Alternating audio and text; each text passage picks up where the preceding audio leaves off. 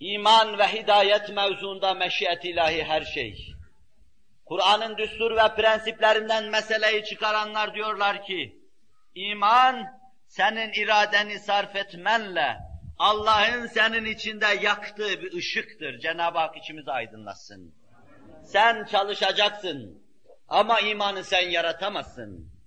İmanı sen içine koyamazsın. Kalbin üzerinde tasarruf yapamazsın. Allah dilerse o ışık yanacak. Allah dilerse iç alemin aydınlanacaktır.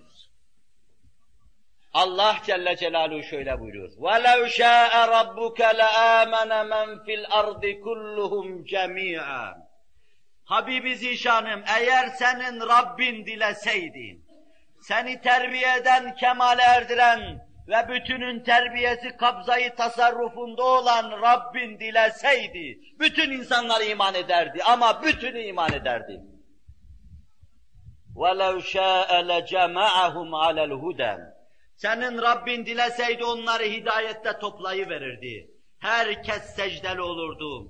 Herkesin vicdanı aydın olurdu. Herkes Rabbin huzurunda kulluk vazifesini yerine getirirdi. Meşiyet taalluk etmediği için olmadı. Allah Celle Celaluhu meşiyeti taalluk edecektir ve yapacaktır.